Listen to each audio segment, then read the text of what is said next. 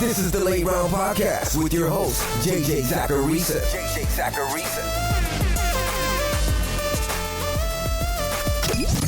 What's up, everyone? It's JJ Zachariason, the editor-in-chief at FanDuel and at NumberFire.com, and this is episode 562 of the Late Round Podcast, with many shows that are part of the FanDuel Podcast Network.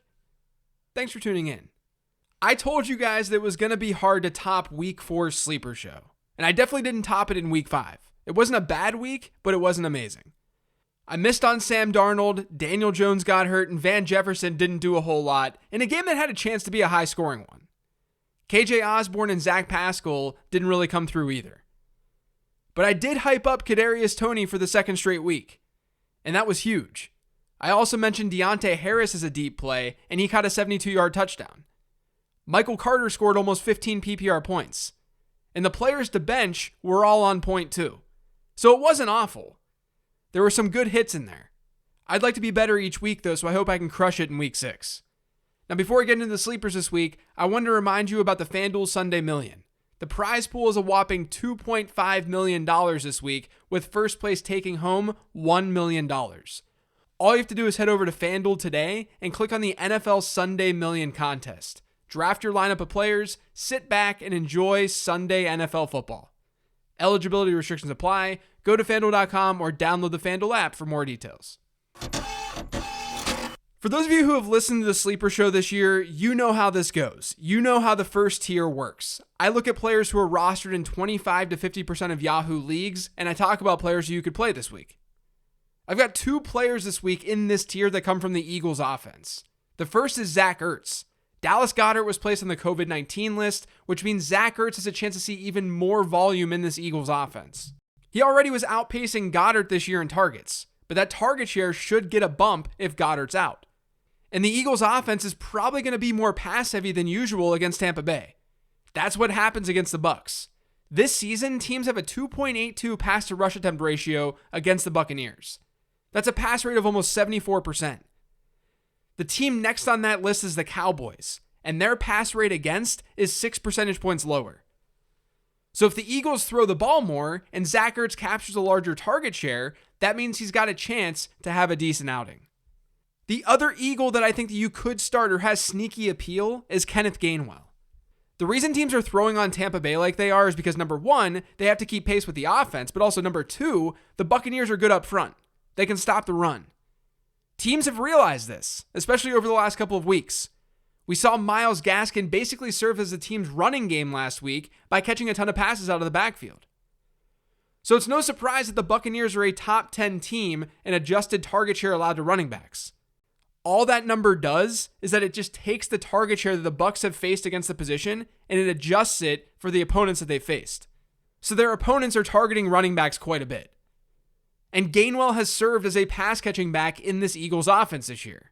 So it would make sense for them to utilize him, not only because of the matchup, but because they're likely going to face a negative game script. If that negative game script hits, we could see more Kenneth Gainwell, so I don't mind him this week. Now, speaking of running backs in a negative game script, I think J.D. McKissic works this week as well. I mentioned on the 10 Trends episode yesterday how Antonio Gibson wasn't seeing the receiving work that we'd ideally want him to see in this offense. And it's because of McKissic. Since week 1, McKissic has out-targeted Gibson 17-8. And according to Pro Football Focus, he's also run 11 more routes. You obviously still want to play Antonio Gibson, but the football team gets Kansas City this week. The Chiefs rank 7th in adjusted target share allowed to running backs, and they're 7th in adjusted points allowed to the position. Kansas City is also a 7-point favorite in a game that currently has a 55.5 point over-under according to FanDuel Sportsbook. So if a negative game script hits, I think the McKissic can work out as a flex. Darnell Mooney has a 26% target share this season in the Bears offense. That's great. Unfortunately, like I talked about on yesterday's episode, that's 26% of a really small pie. The Bears are averaging just 19 team targets per game over Justin Fields' 3 starts. Here's the thing though, in Fields' first start, that game plan was a disaster and the Browns just destroyed the Bears' offensive line. There was no creativity on offense. Over his last 2 starts, the Bears have played with a positive game script. I'm curious what happens this week against Green Bay with Chicago as a 4.5 point underdog. I'd expect Chicago to have to throw more. And that could help Mooney turn the typical 5 to 7 target game with Justin Fields into maybe more of an 8 or 9 target game. So he's interesting this week as a flex. Now, the last player in this tier that I want to bring up is Mecole Hardman. Hardman had his best game of the season last week against the Bills. He brought in 9 of 12 targets for 76 yards. Tyreek Hill has run by far the most routes for the Chiefs this season at wide receiver, but Hardman's in second with Demarcus Robinson as a close third. I want pieces of the Chiefs' passing attack, which is why I'm calling Hardman out. Washington has been atrocious in the secondary to start the year. They rank third in adjusted fantasy points allowed to wide receivers, and they're first in adjusted target share allowed. With an insanely high implied team total, the Chiefs' offense could absolutely blow up this week. And Hardman is an easy way to get a piece of that, especially with Tyreek Hill banged up. This next tier includes players rostered in 10 to 25% of Yahoo leagues. And I've got 2 quarterback streamers in this tier, and then 2 tight end streamers. But let's start with the quarterbacks. I keep referencing that Kansas City-Washington game and the high over-under, and I think Taylor Heinicke is a good streamer this week. The Chiefs are one of the friendliest teams for quarterbacks when looking at adjusted points allowed. And Taylor Heinicke has been low-key good in fantasy. Last week was his first non-QB1 performance since becoming starter. And it came against a defense that's been good against quarterbacks. Heinicke's also been giving us some fantasy points with his legs. He's averaged 27.5 rushing yards per game as the starter and 5.5 rush attempts per game. So I dig this matchup, and I think Heinicke is a strong play. The other streamer is Carson Wentz. Wentz looked pretty good against Baltimore on Monday night, and the Colts have an implied team total this week of 26 points against Houston. Now, unsurprisingly, teams against the Texans this year have had below average pass rates. And that's likely what's led to the Texans ranking as just a barely above average quarterback matchup in adjusted points allowed. But that also just makes Wentz a safe option with probably not a super high ceiling. He's fine. I think Heinicke's the better play, but I think Wentz is okay given the team's implied team total and how he performed in week 5. Now at tight end, I'm going to bring up the guy that I talked about on the 15 transactions episode, and that's Ricky Seals-Jones. RSJ ran more routes than everyone not named Terry McLaurin in that Washington offense in week 5. And he ran just 1 fewer route than McLaurin. He had a 20% target share, which was actually higher than the single game high for Logan Thomas this year. And Washington's banged up at pass catcher. I'll get to that more in a second, but it's another reason to like RSJ. It doesn't hurt that the Chiefs rank 6th in adjusted points allowed to tight ends this year. The other tight end streamer that's a little bit more of a reach is Tyler Conklin. Carolina is pretty average when you look at fantasy points allowed to tight ends this year. But this season, they've actually given up the highest adjusted target share to tight ends. Now, you can't just go off of that data to make a decision for you. But it's not like Tyler Conklin isn't involved in the Minnesota offense. He hasn't done that much over the last 2 weeks, partially because the Vikings offense hasn't done a lot the last 2 weeks. But he still has almost a 14% target share in the season. And he's run the 4th most routes on that team behind Jefferson, Thielen, and Osborne. I don't think he's some slam dunk play. I'd play RSJ over him this week and probably Dan Arnold as well, who I also talked about on the 15 transaction show. But I think Conklin's got some potential this week. Now, lastly in this tier, I'm going to look at Randall Cobb. This is a little bit of a desperation play, but hear me out. Over the last 2 weeks without Marquez Valdes-Scantling, Cobb has seen target shares of 17% and 9%. Nothing special, but that 17% share was against Pittsburgh. And Pittsburgh's a team that's traditionally not been able to stop slot receivers. And Cobb has played 81% of his snaps this year from the slot. This week, he gets Chicago. The Bears have allowed the 4th highest percentage of targets to go to the slot this season. And they've allowed above average totals in slot targets, slot receptions, and slot touchdowns. Cobb makes some sense if you're a little bit desperate. Looking at players rostered in fewer than 10% of leagues, I'm going to go back to this Eagles offense and I'm going to look at Quez Watkins. Watkins only ran 2 fewer routes than Jalen Reagor in week 5 after seeing larger discrepancies in prior weeks. Over the last 2 weeks, Watkins has out-targeted Reagor 10-6. He's scored more fantasy points in each game. Now, I know it's not like Jalen Reagor is Devontae Adams, but the pass catchers for the Eagles get a boost in this matchup against the Buccaneers. So don't sleep on Quez. And I'm going to go back to yet another game that I keep talking about this week, which is that Kansas City and Washington game. I've talked up Heinicke, I talked up RSJ, I talked up JD McKissic. And there are injuries to this wide receiver group. That opens things up a little bit for these deep sleepers. I mean, we could end up seeing DeAndre Carter continue to see snaps because of these injuries. And Carter should be on your radar if De'Ami Brown doesn't play.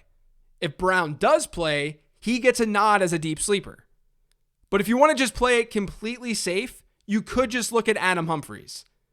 Humphries has just a 12% target share this year, but he should be on the field as the team's primary slot guy. I do think the perimeter guys have more upside, but I do think that Humphries could work in PPR formats against the Chiefs. And then the last player in this tier is Chris Evans. Samaje Perine's on the COVID list, and Joe Mixon, while he's expected to be healthy this week, he's not necessarily 100%. Even if he was 100%, we could still see Chris Evans steal some work in the passing game. Last week with a banged up Mixon, Samaje Perine ran 25 routes to Joe Mixon's 8 and Chris Evans' 6. But the Bengals haven't used Mixon as a true bell cow over the last handful of weeks. And with that injury, we could see some Chris Evans in a plus matchup against Detroit. Now, I know I mentioned a lot of players from the Eagles and a lot of players from the football team this week. That sort of happens when teams that have lower rostered players run into good matchups. And there are bye weeks this week. But these players are lower rostered because they're in unattractive offenses and don't always have a great workload. They don't always see a lot of targets. They don't always see a lot of carries on the ground. But when those offenses are in better game environments and when injuries hit, like we're seeing with the Washington pass catchers, that elevates those other players. That's why I mentioned so many players from the Eagles and the football team. There are a lot of eggs in a couple of baskets, but I think the recommendations are logical. Let's get into some players who are rostered in at least 75% of Yahoo leagues, but you could consider benching. Kirk Cousins is one of them. I talked in the 10 Trend show how the Vikings have been pretty bad offensively over the last couple of weeks. And to go along with that, they're playing over their heads from a passing standpoint. On the season, 10 of their 11 touchdowns have come through the air. When that regresses, Cousins' numbers are going to look even worse. And against a Panthers team that ranks relatively good against quarterbacks, I think Cousins is a risky play. We can't expect James Conner to score touchdowns every week. He's been a relevant fantasy asset over the last 3 weeks, but his target share per game is still under 5%. And his running back rush share per game, despite good game scripts, is about 58%. Now, those numbers aren't terrible. I'm not trying to sell it that way. They're just not great. And honestly, they're actually a little bit worse than what Conner saw in weeks 1 and 2. In weeks 1 and 2, he was the RB48 and the RB61. What's the difference in production?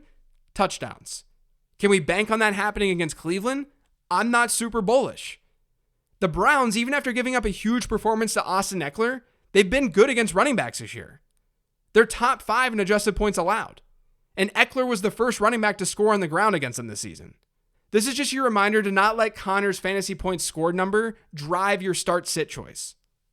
Damian Harris is another guy that I don't love this week. Anytime there's a possible negative game script for New England, I'm scared about Harris.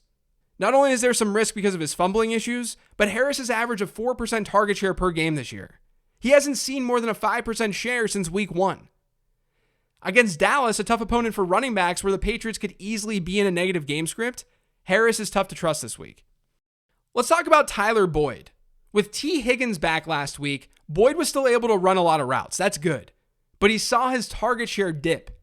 Higgins had a 19% target share. Boyd's share was 13.5%, which for the record is the lowest of his season. I don't think it's reasonable to expect Boyd to have these 30% target shares like he had in weeks 3 and 4 when T. Higgins is in the lineup. I mean, they may happen here or there, but it's not easily bankable. And while Detroit isn't a terrible matchup from a fantasy points allowed standpoint, they've actually allowed the fewest targets to the slot this season. So that could hurt Tyler Boyd. Now, for the last player here, I'm going to piggyback off of one of the transactions from earlier this week and talk about the Buffalo backfield. The Bills used Zach Moss a lot more in week 5 against Kansas City, and that worries me about Devin Singletary in week 6. The Titans have been totally average against running backs this year. The matchup is fine. But they've been far worse against the pass. They give up chunk plays more than any other team in football. So you have to love the Bills' passing attack this week. And even though a positive game script might hit, given their usage of Zach Moss recently, I'd be a little scared about using Devin Singletary.